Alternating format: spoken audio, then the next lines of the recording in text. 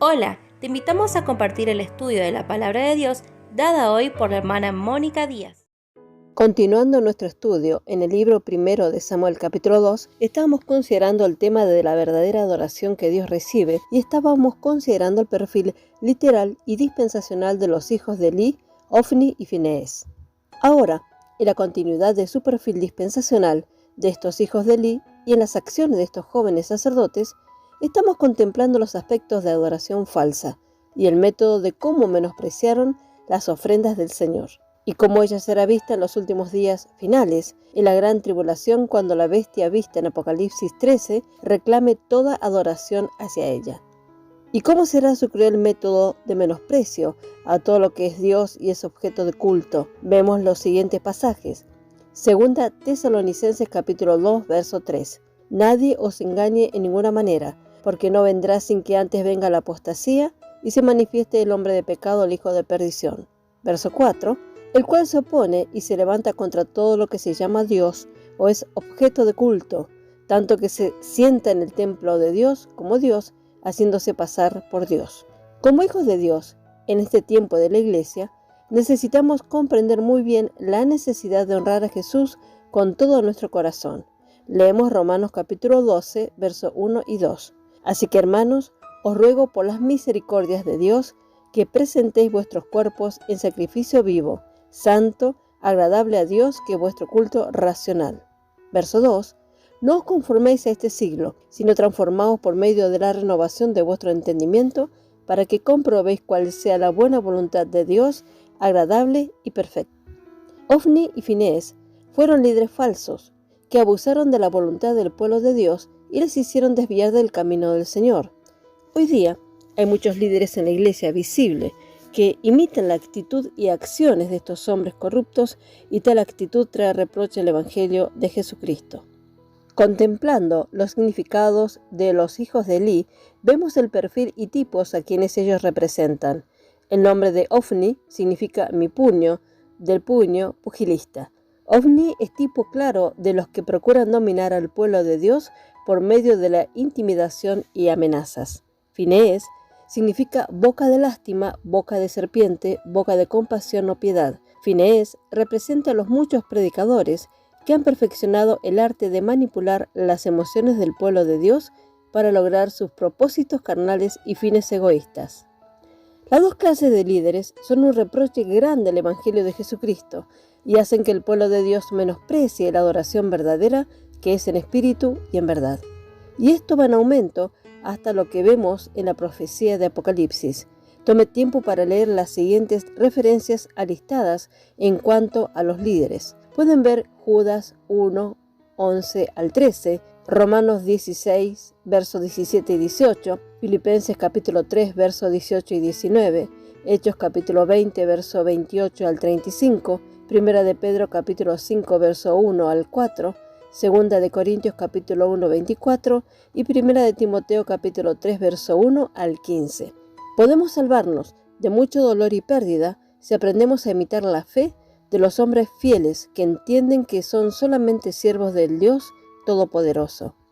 Acordaos de vuestros pastores que os hablaron la palabra de Dios. Considerad cuál haya sido el resultado de su conducta e imitad su fe.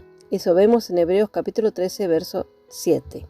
Veremos dos pasajes, primero en Judas capítulo 1, verso 11 al 13, en donde vemos que estas clases de líderes vistos en Ofni y Finees son un reproche al Evangelio de Jesucristo, y lo contrastaremos con Primera de Timoteo capítulo 3, verso 1 al 15, con las calificaciones dadas por el Señor en cuanto del fiel ministro y su aprobación en cuanto de la proclamación fiel del Evangelio de Jesucristo. Leemos los pasajes en Judas capítulo 1, verso 11. Ay de ellos, porque han seguido el camino de Caín y se lanzaron por lucro en el error de Balaam y perecieron en la contradicción de Coré. Verso 12. Estos son manchas en vuestros ágapes, que comiendo impúdicamente con vosotros se apacientan a sí mismos, nubes sin agua, llevadas de acá para allá por los vientos, árboles otoñales sin fruto, 2 veces muertos y desarraigados. Verso 13. Fieras ondas del mar que espuman su propia vergüenza, estrellas errantes para las cuales está reservada eternamente la oscuridad de las tinieblas. En esta profecía hallamos una trinidad del mal tanto en la doctrina como en la práctica, la cual llena y controla a todos los pastores impíos porque están firmemente opuestos a la Trinidad de Dios, claramente al despotismo de Dios, al señorío de Jesucristo y a las ejecutivas operaciones del Espíritu Santo. Observe la relación de estos tres personajes. Caín prepara el camino para Balaam, quien publica la doctrina de Caín y obtiene el pago por esta, y así introduce un servicio falso, un ministerio a sueldo. Coré cierra el triángulo con la anarquía. Caín fue, Balaam se apresuró y Coré pereció. Caín significa fabricación, un artificio, adquisición. Él pretendió ser justo. Su religión fue simplemente esfuerzo propio, perfeccionamiento propio, sin el derramamiento de la sangre de un sustituto, sin el cual ninguno puede ser salvo. Balaam significa glotón o confundidor del pueblo. Él fue un falso profeta, un impostor, un encantador y fue el primer hombre que predicó por sueldo. Coré significa esta es nuestra calvicie.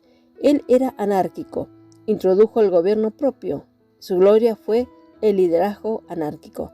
La adoración de Caín fue sin sangre, la predicación de Balaam fue sin fe y la vida de Coré sin ley, anarquía completa.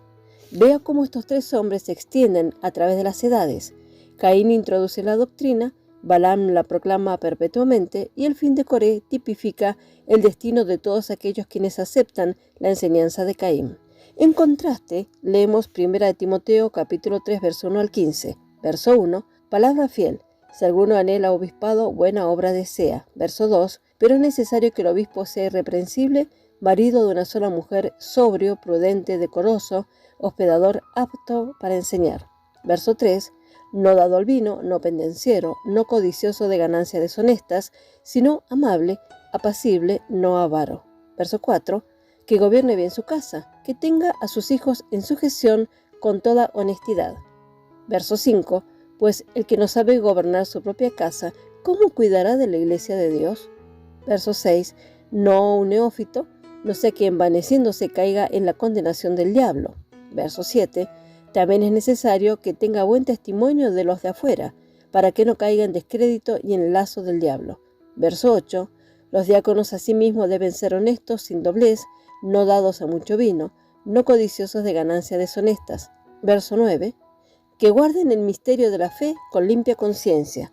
Verso 10, y estos también sean sometidos a prueba primero, y entonces ejerzan el diaconado si son irreprensibles.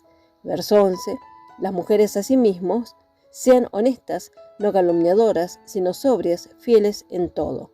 Verso 12, los diáconos sean maridos de una sola mujer y que gobiernen bien sus casas y sus hijos. Verso 13, porque los que ejerzan bien el diaconado ganan para sí un grado honroso y mucha confianza en la fe que es en Cristo Jesús. Verso 14, esto te escribo, aunque tengo la esperanza de ir pronto a verte. Verso 15, para que si tardo, sepas cómo debes conducirte en la casa de Dios, que es la iglesia del Dios viviente, columna y baluarte de la verdad.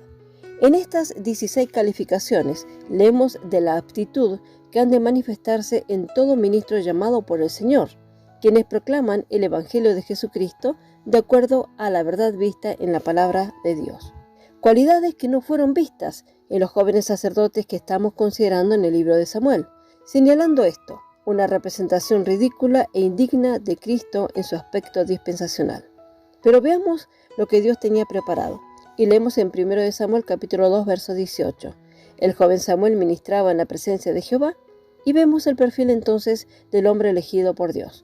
¡Qué contraste entre Samuel y los hijos de Elí, Ofni y Finés, que abusaron su posición por razones egoístas! Pero nótese el versículo 18. Y el joven Samuel ministraba en la presencia de Jehová, vestido de un efod de lino.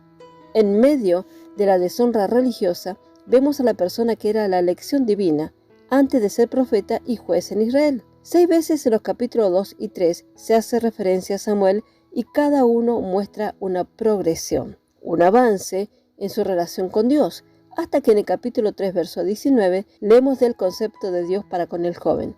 Y Samuel creció, y Jehová estaba con él, y no dejó caer a tierra ninguna de sus palabras. En el perfil dispensacional, Samuel es un tipo de Cristo. así como él creció en gracia para con Dios y los hombres. Leemos en Lucas capítulo 2, versos 51 y 52. Y descendió con ellos y volvió a Nazaret y estaba sujeto a ellos, y su madre guardaba todas estas cosas en su corazón. Verso 52. Y Jesús crecía en sabiduría y en estatura, y en gracia para con Dios y los hombres. Mientras que los religiosos no fueron rectos en su lealtad a Dios y en la responsabilidad para con el hombre, Cristo es capacitado para cumplir la voluntad de Dios, tomando la forma de hombre y llevando la transgresión y el pecado, dándonos eterna redención a través de la cruz del Calvario. Leemos en 1 Samuel capítulo 2, verso 19.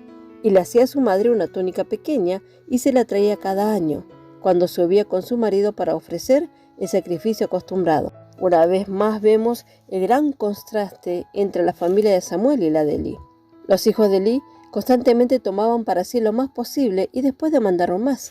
Samuel y su familia constantemente dieron a Jehová, trajeron los sacrificios requeridos voluntariamente, con gozo, en obediencia y aún dieron más. En Ana vemos también un contraste con Elí. Ella dio a su hijo al servicio del Señor. En vez de esperar que Elí le supliera su ropa, Ana hizo una túnica para Samuel y se la trajo cada año.